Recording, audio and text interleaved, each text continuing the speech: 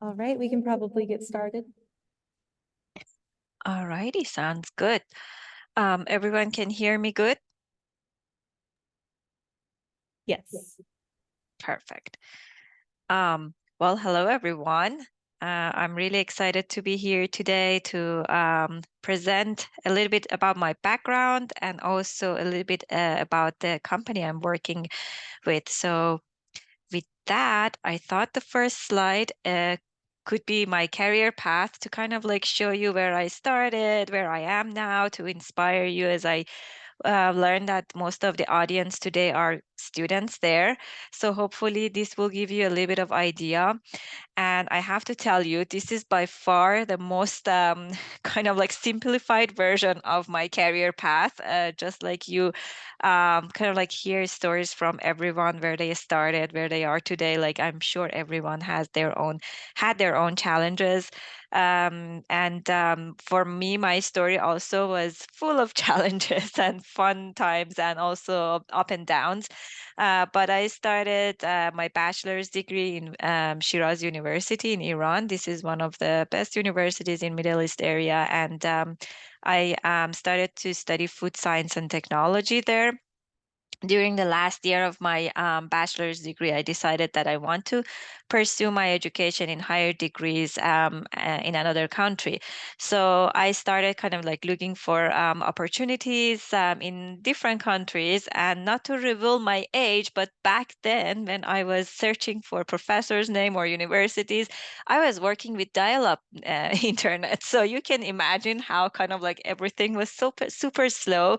So I would find like different profiles of the professors who were in food science programs all around the world. And of course, this was very challenging because, coming from another country, for the professors to really trust the process in order to give you the opportunity, because I was only looking for full assistantship programs, and that was like really limiting my opportunities. And I'm forever and forever thankful for my mentor who gave me the opportunity in South Dakota State University to pursue my master in food science. So I went there as I was studying for food science. I started to work with this other mentor who was working with Native American in South Dakota to teach them how to really eat healthy on a budget and kind of like have a healthier lifestyle, but within a budget. So nothing like super crazy or expensive, but helping them out to eat healthier and have a better lifestyle. And through that experience, I was introduced to the world of nutrition. And even though, like, food science and nutrition, they come hand in hand, but I really felt like I have a passion for nutrition world. So I decided that, for my PhD, I want to go into the nutrition program.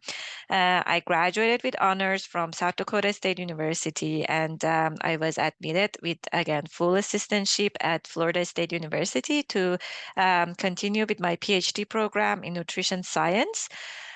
So that was really a crazy roller coaster experience for me. I took so many responsibilities. I had several hats to put on, and it really was always, even though challenging, it was really helpful for me to learn all these different skills. So not only I was taking PhD courses, I was doing research. I was also working with clinical research coordinators to be familiar with the clinical research world. Then along the way, I got familiar with I registered dietitian field, and I asked my mentor if I can also study to kind of like get my registered dietitian certificate. So along with everything else that was going on, since my bachelor's and master's degree were in food science, I had to take some of these undergrad courses. So I also did my registered dietitian certification. That was very funny because I was teaching undergrad courses like in the afternoon, and then in the morning I was sitting with some of those undergrad students in the same class. So not awkward at all. But it was really a really, really rewarding opportunity for me. And at Florida State, the lab that I was working with was focusing mostly on clinical research, but we were doing both like in vitro and in vivo studies as well. So I started there like on benchtop, and then I started like gradually taking the role of clinical research coordinator. And that grew a passion in me for clinical research in the nutrition world, because the focus of the research that I was doing was in focusing on like functional foods and bioactive compounds in prevention of chronic diseases. And with that, then in the last year of my PhD, as I was like applying for jobs, I was also applying for postdoctoral positions. And along came this very great opportunity for me, which was a T32 NIH postdoctoral fellowship. And for those of you who are not familiar with this, we can talk about it after the talk. But NIH provides all these opportunities for you guys, no matter what the degree is. You know, there's always like an opportunity to have like pursue that kind of like higher level, higher degree in whatever you're studying, in order to do more research, in order to do more work and learn more.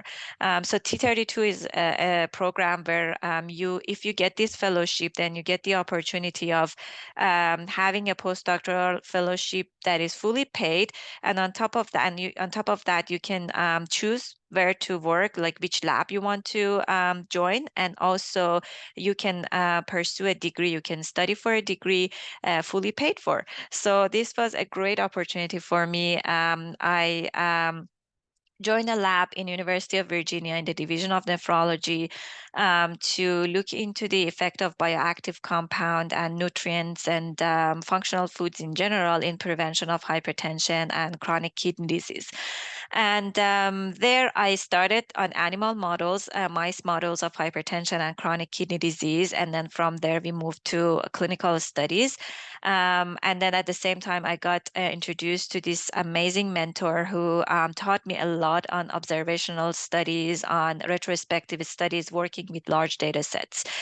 And then at the same time, with the craziness of my research in postdoctoral fellowship, I also used the T32 opportunity. And with my passion in the clinical research, I wanted to also get a degree in the clinical research and did my Master of Clinical Research at University of Virginia. And this was a great opportunity because up to that point, whatever I was learning in the clinical research world was based on experience, based on what I was seeing from others and learning from others. But this opportunity really helped me to understand things from the scientific aspect, learn a lot from statistical analysis perspective. I learned how to work with SAS, R, MySQL, all these different programs, and kind of like understood the science aspect of it. And then after that, as I was finishing my fellowship, I started to apply for different job opportunities, both in academia and the industry. And this was exactly on the peak of COVID. So everywhere was like hire freeze, and it was really, really challenging. And it's really funny that life happens in a really interesting way, that exactly it was this week that I was at the peak of my disappointment, that I'm like, oh, everywhere is hire freeze. I'm not gonna find a job ever. I'll be postdoc for for the rest of my life type of situation. And then exactly on that same week, I got two offers. I got one offer from University of Virginia to join them as the research assistant professor, the same division of nephrology. And I got the offer from Becton Dickinson, or BD, to join them as the global clinical research lead. So that week, I took the time to talk about so many different people's, everyone that I counted over the years as my role model in my career path, and kind of like looked at the up and down, up and down of both positions, and then chose to join industry. I started as the Global Clinical Research Lead at BD. So BD is a medical device company. So my role there was not really focusing on nutrition, but it was mostly focusing on the different diseases and health aspects and how these different types of medical devices can help. And my focus was obviously on the clinical research aspect of things. But this role really helped me because, as you can tell by the name, it was global. So I got to work with all these amazing PIs around the world. I got to learn about their culture. I got to learn about regulatory aspects of things when you do clinical research on different countries, from like countries in Asia, in Middle East, in like from even Canada. So it was really amazing experience, but obviously it was lacking that nutrition aspect. So when the opportunity to join Standard Process as the clinical research manager came up, I was like, yes, why not? I mean, it's like a dream of me to go back to the nutrition world.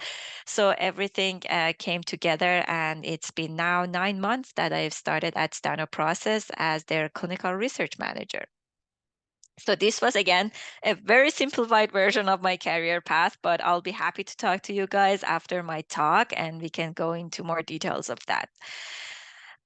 So Standard Process, we have this saying at Standard Process, we say that we change lives, and that's like really an important aspect of everything that we do on daily basis. So changing lives at Standard Process has been the passion since the company's inception in 1929. This passion is what drove our founder, Dr. Royal Lee, to develop and pioneer the first whole-based supplement on the market, which is the revolutionary catalin. So at the Standard Process, we change lives with our whole food philosophy. So the fact that we really emphasize on whole food, and as well as we grow ingredients on our certified organic farm in Wisconsin, are really two important aspects that, in my opinion, will differentiate Standard Process as a dietary supplement company from any other dietary supplements companies out there. We are really serious about the quality of our work, quality of our products, and we make products to support the health of the whole family. We partner with healthcare professionals, and we've been really, Standard Process has been trusted for generations.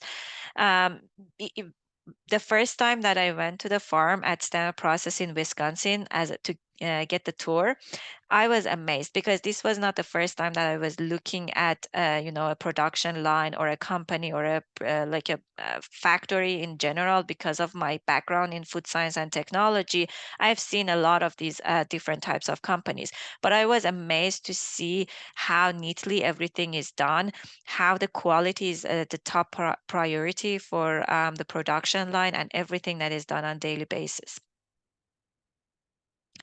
So we have two lines. We have the human line products and we have the pet line products. On human line, as you can see here, there are different products which are geared toward different health aspects. So like the blood sugar and metabolism, we have women health, we have men's health, we have general wellness, healthy aging, you name it. And then for pet line, we have products for both cats and dogs. And for both of these, we do the clinical research, and I'll talk about it more in detail. But it's like really amazing to kind of like be able to do research both for the human line products and the pet line products. So Standard Process has two main locations. One is in Wisconsin, and then one is in North Carolina. And the research and development part of Standard Process is kind of like divided in both locations, but the research aspect of it is mostly is in North Carolina at the Nutrition Innovation Center. So NIC was opened in early 2018, and it's really dedicated to develop and test new products and solutions for healthcare practitioners and patients. So we have different groups at NIC who are working toward the research and development.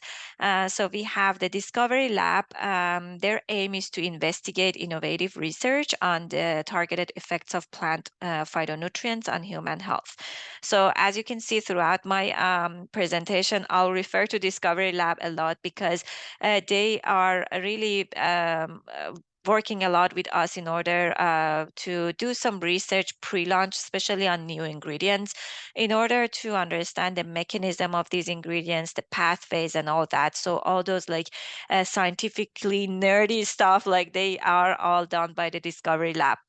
And then the education team, they offer clinical development and research programs designed to advance whole person care. So our education team really has the highest engagement with health practitioners, with customers, in order to talk about the products, talk about, you know, the scientific aspects of these research that we do, and how our products, like how those science results will basically back up our products and the claims that we are offering via those products. And also they kind of like hear from the health practitioners' perspective that what is in their perspective missing, and how we can help in order to develop better products or new products to address those gaps, address those needs. Then we have a science kitchen. That's like the best part. I love it because it's a hub for product innovation and development. We have lots of kind of like product in development ongoing. And every time I go there, there is always something for us to evaluate from sensory perspective, from taste perspective. So it's very exciting. And then it comes to my team, which is the clinic team. My team is hub for the conduct of clinical research and recruitment of participants to investigate legacy and new products. So this is my team. So the clinic research team works under their R&D team.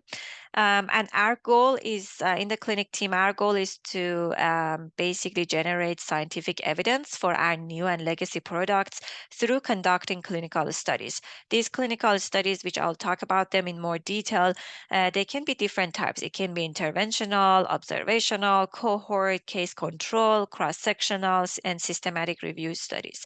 And once we conduct those studies, once we have the results, then we will utilize those study results for claim substantiation and to generate scientific marketing materials. So on my team, we have one lead scientist, Dr. Chinmay Panda. She is responsible for study design, to look at all the aspects of like A to Z of the study.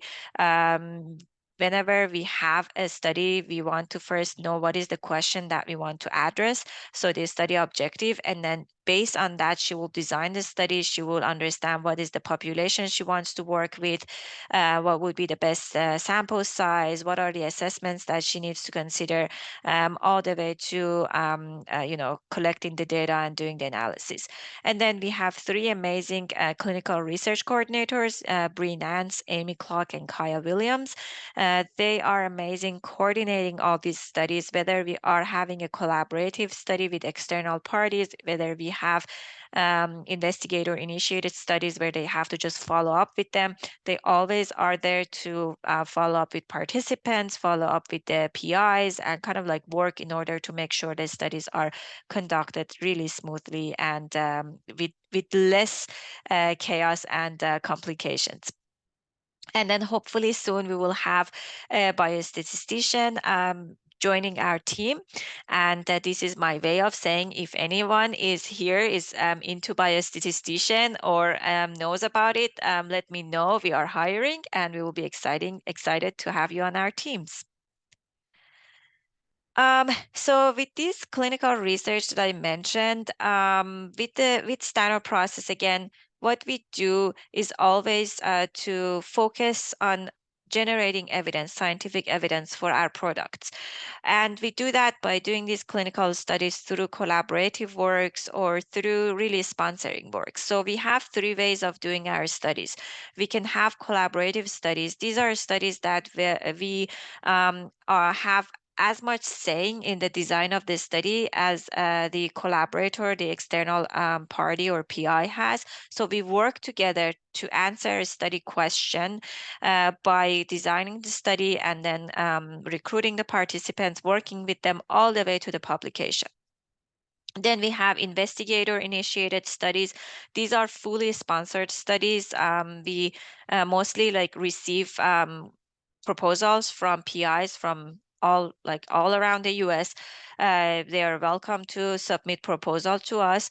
We will review them, and then if we accept them internally, we will discuss about it. We will go through different aspects of like our checklist of our acceptance, and then once we accept it, then the PI, and I'll show you the workflow for that. The PI will start working on the study, and then our coordinators will be having like checkpoints with the PIs to follow up and make sure the study is ongoing and we don't have that much of like loss to follow up as far as the participants go, and the fact that we go to the end point of like publishing the results. The third category, which we recently added, is call for proposals. This is something that I really wanted to add, and I'm glad that Stano Process is really supporting us in adding this opportunity, because I myself had the opportunity when I was a PhD student. I actually had the opportunity of submitting my own proposal. I actually did that 3 times. The first 2 times it was rejected. The third time was a charm, and I got accepted, and that was my PhD project. And from another company similar to Stano Process, or like on a different topic, different thing. But with that opportunity, I learned like how to write a proposal. As a PhD student, that's very important. No matter whether you choose to go, in academia or industry, and not for PhD students. I feel like for any students, it's no matter where you go and work, it's important to know how to write a proposal, how like to put a study together, what are the aspects that you need to consider. So with this call for proposal, these are going to be pilot, low budget studies, but we want to provide these opportunities for grad students in general to be able to generate ideas and submit their ideas to us. And then if accepted, then they will have an opportunity to work on a study A to Z, of course, with their help of their mentors. So with all these different categories of studies that we have, the core of all this is collaborative studies. So no matter it's going to be literally collaborative studies or any other kind, we always try to encourage working with different types of health practitioners. We want to have engagement from registered dietitians, chiropractors, medical doctors, naturopathic doctors. And I feel like right now, the way that we are doing these studies, we are either working with NDs or RDs or chiropractors, but I'm aiming in the future, we will have engagement of 2 of these kind of like health practitioners at the same time in one study, because I feel like at the end of the day, all these kind of like positions, all these health practitioners, we all have the same goal in mind, and that's to improve health in individuals. That's to improve healthy lifestyle in each individual. And this is really the core concept behind all the studies that we are attempting to do at Stano Process. Now to the fun part. So I hear a lot when especially like since I've joined Stano Process, there is always a question about the regulatory aspects of things when it comes to, the products that are under dietary supplement. In a sense, a lot of people have this understanding that, these products are not regulated, so they can be whatever they can be, and they can really like be marketed on out there, and consumers are going to consume it, which is not completely true. And I hope at the end of this presentation, we have more clarification on that aspect, because being part of the clinical research team and seeing how much of work goes into every single aspect of these products that we put out there, I hope that you will have the same understanding. So starting with the regulatory aspects, I want to kind of like first start with the definition of food supplements. So food supplements in general, they are concentrated source of nutrients or other substances with a nutritional or physiological effect whose purpose is to supplement the normal diet. So the federal regulation, they state that companies are responsible for having evidence that their dietary supplements are safe and for ensuring that product labels are truthful and not misleading. This is something that we always have in mind, and no matter what, like we always check that our products are safe, and I'll go into that in more detail. And obviously the product labels, every claim that we have there has been tested, has been studied for, and I'll talk about all of that. Manufacturers are also required to produce dietary supplements in a quality manner, ensure they don't contain contaminants or impurities, and label them accurately.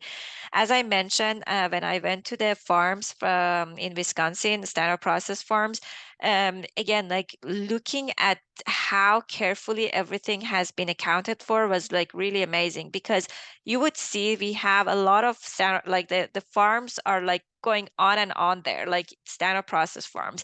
But then obviously at some points we are neighbors to farms that are like owned by individuals there. And given that we don't know the quality of their crops, standard process has kind of like put this huge gap between their farm and those individual farms in order to make sure that, you know, during seasons when there is the wind blowing and things like that, there will not be contamination to the field. So that's like genius. Like that's something that not everyone will think about. So this is by itself can tell you like how you know, things are accounted for. And even within the production line, there are so many different safety steps and precautionary steps to make sure that there is no cross-contamination, there is no impurities and nothing like that happening during the production and packaging of the dietary supplements. So there are some rules for manufacturing and distributing these dietary supplements, although they are less strict than those for prescription or over-the-counter drugs, but there are still rules. So the U.S. Food and Drug Administration, they require that companies submit safety data about any new ingredient that is not sold in the U.S. in a dietary supplement before 1994. So if we want to use any new ingredient, let's say that we want to use an ingredient that's coming from Australia, all the way from Australia in one of our products, then we have to provide that safety data to make sure that, you know, FDA has it, if FDA will approve it. Then in all other cases, FDA really does not authorize to review dietary supplements for safety and effectiveness before they are marketed. However, once the product is marketed, then FDA can take action against adulterated or misbranded dietary supplements. So once on the market, FDA tracks side effects, and these side effects are mostly reported by consumers, supplement companies, and others. And then if FDA finds a product to be unsafe, then they can take legal actions against the manufacturer or distributor, and they can issue a warning or require that the product to be removed from the market. So this is just like as an like an example of how the labeling goes. Just one of our products. Obviously, we should have like the product name, the product number, and then we have the suggested use here. As you can see here, like we have like 2 capsules per meal or as directed, and you can see this on all of the package, like all of the product packaging. And this is not something that we casually put there. We do studies. We do lots of studies in order to see what is the best way of consumption of each individual product that we have out there. We do, in order to get to that point, we do bioavailability studies. We do taste and tolerance studies. So with these bioavailability studies, we want to see, you know, what is the best way that and in what quantity. For example, this product here, the active ingredient will be available in our body to have the mechanism of action that it's supposed to have. So you know, for example, for this purpose, for this product, we have through the studies that we have done, we came to conclusion that 2 capsules per meal will provide the mechanism of action and the bioavailability that is supposed to have. And then this also goes based on like the quantity, for example, like 2 capsules here or 3 capsules, or, so on and so forth. And then the format, the capsule or tablet or powder. We look at all these, we study all these, we make sure, like, again, what is the best, what is the best way for as far as the bioavailability goes, and also what's the best way as far as the tolerance goes. And then the number of numbers in the bottle should be listed. Then we have warnings and caution statement that come from FDA. Serving size that needs to be on the supplement facts or nutrition fact, and then serving per container. Then we have the universal product code. We have the nutrient claims, which I'll talk about this one in more detail, and of course the ingredients that we use in each of these products. So when it comes to these claims, these are, what we write, and we talk about it in more detail, but anything that comes on this package or labeling, as far as the claims go, we have to have some sort of evidence for them. We cannot just randomly put any claims for any of these products out there. We just have to have some sort of evidence, scientific evidence for them.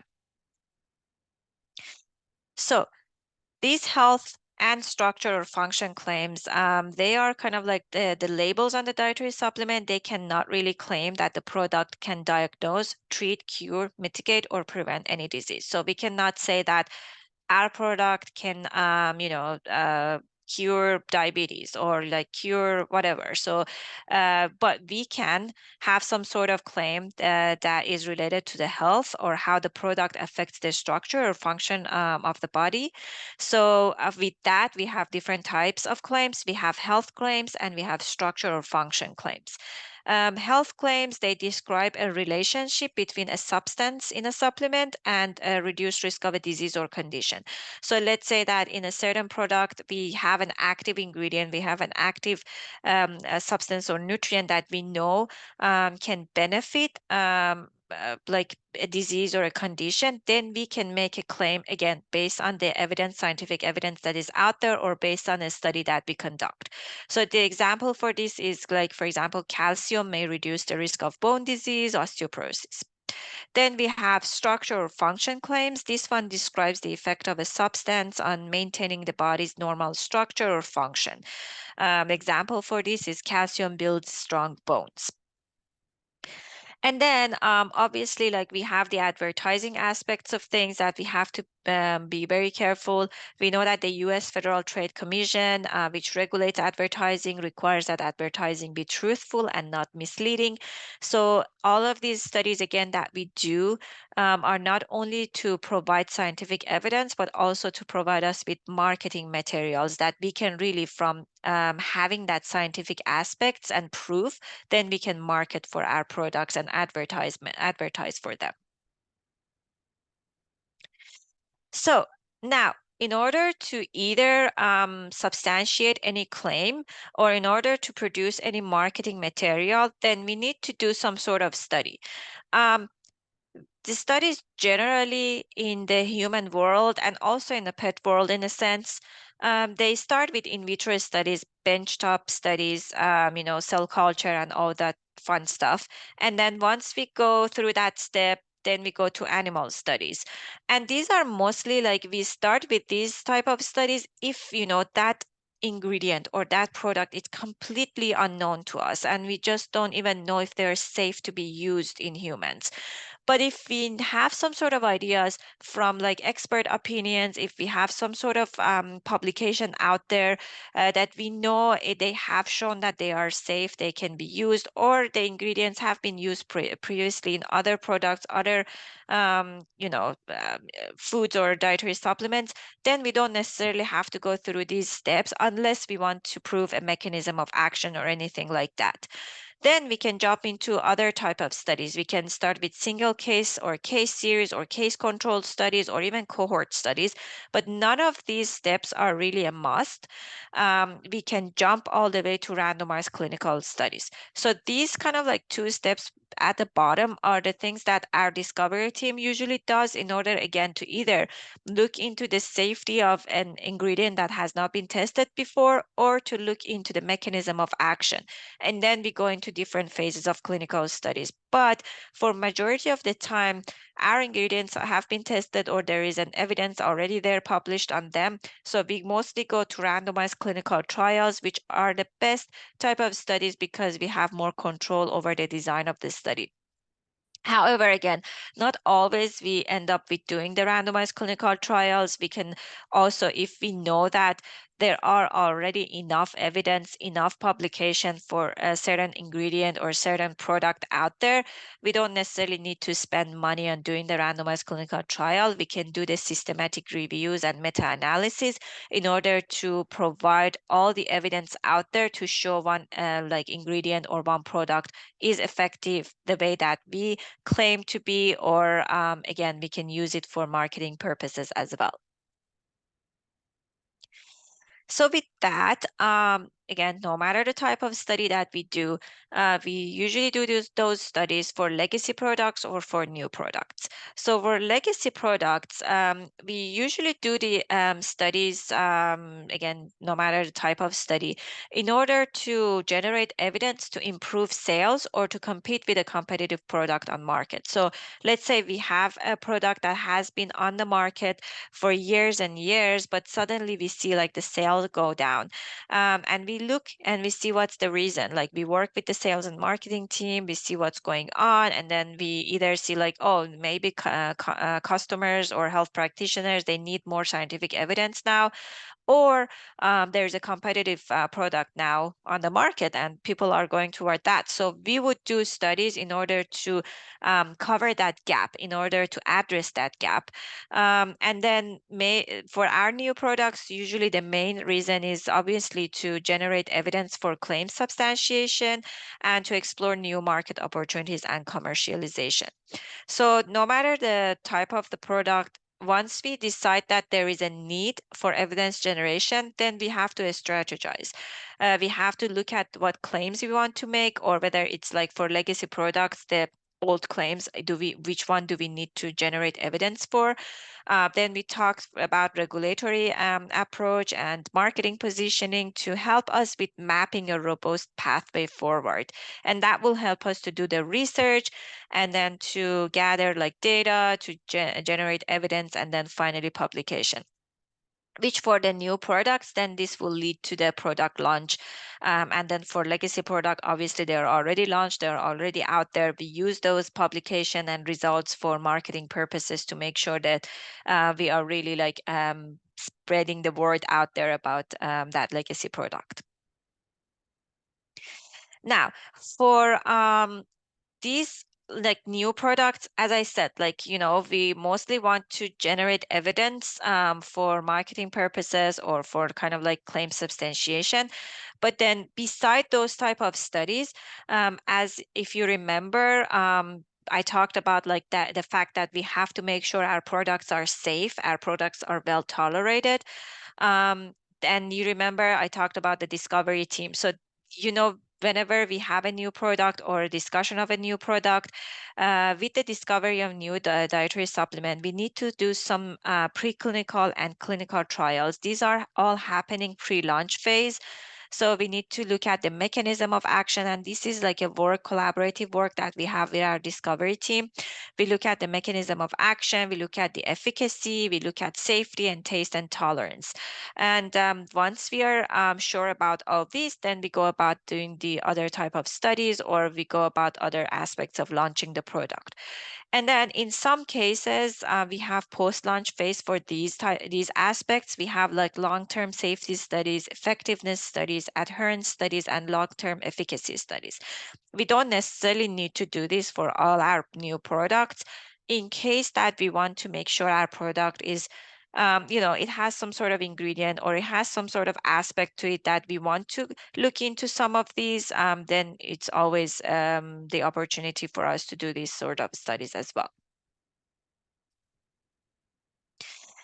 So just like my career path that I said, it's the most simplified version. I am bringing you the most simplified version on challenges for doing clinical research for dietary supplements. As a matter of fact, doing clinical research as a whole is really a challenging thing, and it requires people to have different skills. But you can always manage it with a well-planned, well-designed, and effective trial. But there are different points that you need to consider when it comes to really designing a study. So if possible, as I mentioned, randomized clinical trials are always the best type of design because you have that control arm. You are really having a design where you are controlling for different factors that are considered confounding factor. So your end result will be something that you can attribute to like that cause effect type of aspect of things. The other part that is really important is the site and collaborator. I cannot tell you like how many stories I have with these sites and collaborators that unfortunately for us didn't end up working because of different reasons. So to the fact that the collaborator we work with has the same standard as we do is really, really important. Sample size is another aspect that we have to consider for the study. Of course, we do this with the power analysis, statistical analysis to find out the best sample size for our studies. Participant population and lifestyle is another aspect. We always want to, based on the question that we are asking for with our study, based on the aim and goal of this study, then we will target certain population for that study. And then assessments, what kind of measurements we want to do, what are the either like what specimen we want to collect, what type of analysis we want to do. And really, all of these really depend on the budget that we have. There are a lot of times that we have a really good study design, but we might not necessarily have the budget, and we have to be creative in order to make this study in a way that is within that budget that is defined for us. So that can be a challenging part. But I can tell you that I've been so far very fortunate at Standard Process that, again, and it's not just saying it, but really in reality, it happens that quality of work is really important for us. So I've heard it over and over that, if you feel like doing this study in the way that you're describing will work and will help us with the product, with the claim substantiation or evidence generation, then don't think about the budget. So this is really, I'm fortunate to have that support here at Standard Process. The other aspect is the ethical consideration. Which for the human studies and animal studies are two different kind of like worlds. For human studies, as you may know, all these aspects of these studies, from the protocol all the way to documents, everything needs to be approved by the IRB. And once it's approved, then we can start with this study and kind of like get the informed consent from the participants. With animal world, it's a little bit different. We don't have that strict regulation as we do with human studies. However, at Standard Process, we have recently put together an internal ethical committee where we want them to overview our animal studies to still make sure that all the ethical considerations are in place, and will help us to kind of like be aligned on how we do these studies.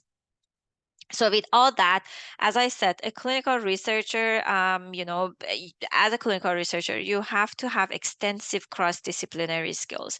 You have to have knowledge of product manufacturing, research methodologies, recruitment of participants, coordination of studies, ethic and regulatory, scientific evidence on each topic, marketing, you name it. It's just like a really crazy world with clinical research, and I enjoyed a lot because of all these different aspects of it. So this is just to give you an overview of how we do our studies, and this is just a flow chart of our investigator-initiated studies. So we have 5 phases for that. Phase 1 is the idea and overall design development. So we get this proposal from a PI, from a university or somewhere else, and then it's submitted to us. We will talk about logistics of that study, whether overall is this something that we want to sponsor, overall is this something that design-wise or like other aspects is something that we want to approve. And this process takes about 2 weeks. Once we approve it, we go to phase 2, which is planning and preparation. So the first step is for the PI to submit the proposal and all the documentation to Standard Process. We will give them 4 weeks to do that. Then the next step is the review of study proposals and documents. We will make corrections, we will suggest, and obviously we have our checkpoints and standards to follow. And then we have the overview of the study budget and payment. And then after that, we will approve all the study documents and budget. Then the PI will then submit the documents to their institution's IRB and ethic review committee. And then after that, once everything is approved, then we will ship the study products, placebo, depending on the study. Then phase 3 is the data collection. The study conduct will be ongoing, and the data collection and analysis. And then there will be interim checks at different study milestones from standard process. Our clinical coordinators will be doing that. And then phase 4 is the review and publication. So we will talk about like technical or white paper development, marketing material development, manuscript development, and submission. So depending on the extent of the study and the results that we have, we will go different routes. Then we have phase 5, which is a wrap up. So we will finalize documentation and archive everything. And then the very last point for each study is for us to go back, reflect on the results, think about it, and see whether we're really happy with the way that study was conducted. We were really happy with the study design, or for future references, what changes we want to make to improve our studies, or whether we need a second cohort, we need additional evidence. So these are things that we reflect on. So this is just kind of like an overview of some of our kind of like current and future projects. We have a lot more, but just to keep them in one slide, I wanted to bring you some examples. These are like different studies. Some of them are internal, some of them are investigator initiated, and some of them are collaborative work with universities, like, for example, NUNM here. We have the Arizona State here. And just kind of like to give you an idea about the objectives of these studies. Again, these are just some of them. There are a lot going on. So for example, we have the whole food folate. This is a bioavailability study with the objective of assessment of acute bioavailability of whole food folate. This is a pilot study with N of 14. This is one of the examples that I said, like we have a new product in mind. We want to see what would be the best dose, what is the bioavailability of the whole food folate in our body, and kind of like go from there. Then we have the biofilm TNT study. This is a taste and tolerance study. So biofilm is one of our products. So the objective was to assessment of biofilm probalance tolerance in adults. This was a TNT study with N of 10. Again, this is another example to show you that like we do these taste and tolerance studies, and they are really with small sample size. As you can see here, this is N of 10 because we really don't need a big, huge sample size. We just want to make sure that our product is well tolerated and it tastes well, it tastes good. Then we have Zypen, which is like one of our products, and the objective is the assessment of overall changes in nutritional status and clinical tolerance in older adults, comparing Zypen supplements versus placebo. This is a randomized crossover study with the duration of 8 weeks and N of 50. This study is being done at NUNM. And then the other study on GI stability, the same thing, it's being done at NUNM. This study, the objective is to look at the effect of GI stability supplement on gut microbiota in adults with IBS. This is a randomized crossover study with the duration of 12 weeks and N of 50. Then we have an internal study. It's a pilot study. It's on Cyruta Plus, which is another product of ours, to look at the effect of Cyruta Plus on actinic purpura. Cyruta Plus is really high in vitamin C, and actinic purpura is a skin condition, and we're looking into the effect of consumption of Cyruta Plus on healing the actinic purpura or helping with that. So this is a pre-post pilot study with 8 weeks duration and N of 10. Again, this is because it's kind of like a pilot study. We don't need that much of sample size.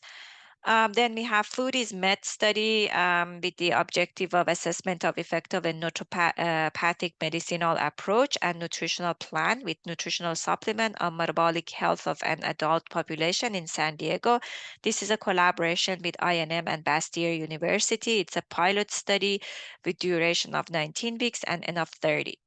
And finally, we have a study on athletes to look at the role of whole food-based nutrition support in athletes. This study is very interesting because we look at the nutritional supplements in different athletes. We had like snowmobile athletes, we had the like hikers or like you name it. And then this is a prospective study with and the duration depends, of course, on the sports season.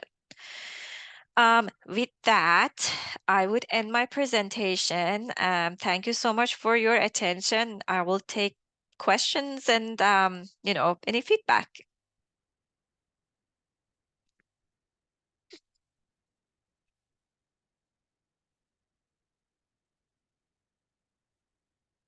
Any questions?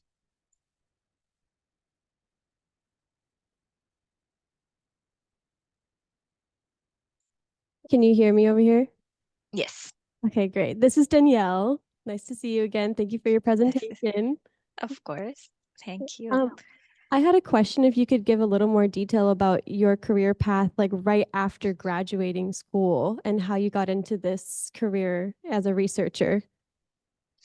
Sure. You mean like after my graduate studies or in general?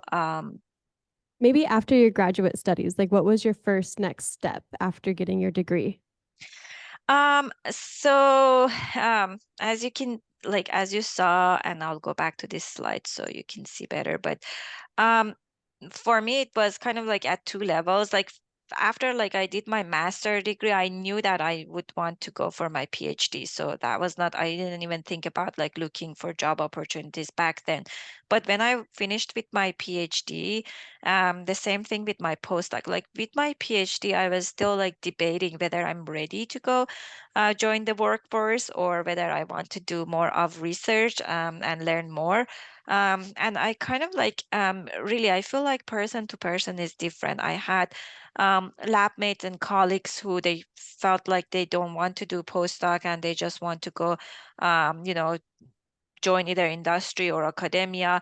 I feel like person to person is different. For me, for a big chunk of my life, I always was really passionate about learning more and studying more to get more skills. And so I kind of started to look for job opportunities, but then I thought postdoc would be a better option for me. And really, as I said, life works in a very funny way. As I was debating that, and I was at the same time that I was debating, I was also applying. Any opportunities I was applying, and this T32 came to existence, and I was like, I'm not gonna say no to that. But really, after I was about to be finished with my postdoctoral fellowship, that was the step that I feel like, and I will, no matter what your background is, I always recommend this approach to everyone. What I did was to, and my situation was again at peak of COVID. It was a little bit hectic and challenging, but what I did was I went on LinkedIn. I started to connect with whoever I found that their background was similar to me or their work area or passion or research interest was similar to me. I started connecting with every single person that I was finding on LinkedIn. I asked them if I can call them, if I can have a meeting through Zoom or Teams, any way possible to talk to them, because I wanted to understand what is it that out there as far as the industry goes or as far as the academia goes. And is there something I'm missing? Is there something I need to do before applying or while I'm applying for different opportunities?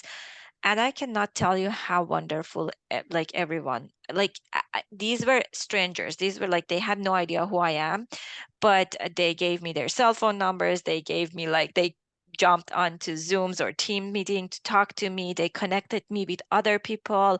It was amazing. And I always recommend that to whoever is looking for, if you guys are looking for job opportunities, if you're looking for, internship, if you're looking for anything that is like after your graduation, no matter the route you want to take, connect with people. Like, people like now I'm out there, I'm working, I can like help out a lot because I've seen it, I've been there, I've experienced it. And it's just also a matter of connection. Like, I might know someone who knows someone and who might be looking for an opportunity that exactly matches your background. Did I answer your question? Definitely. So LinkedIn is valuable. I hear It you. is. It is a lot. And people on LinkedIn and people in general, I feel like they are really helpful to um, direct you to the right pathway. Thank you. Does Sure. anybody else have any questions they'd like to ask? I just want to comment. Can you hear me? Yes. I can hear you. I just wanted to say thank you. I actually attended today not to learn about the field of research, but to learn more specifically about the rigor of research at Standard Process. And so I'm very grateful, very impressed. Thank you. Thank you. Thank you so much.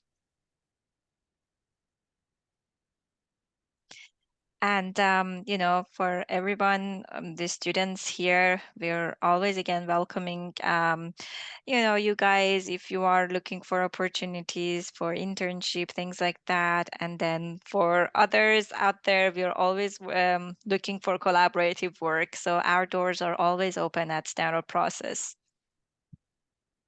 Thank you. And for anybody who is in the Portland area, during our events on Friday on the NUNM campus, there will be a Standard Process rep, student representative here for majority of the day. So if you wanted to get any samples or talk to her, then she'll be here too. And we also want to say thank you to Standard Process for being a sponsor of Research Week. They were very generous and helped make this happen. So thank you.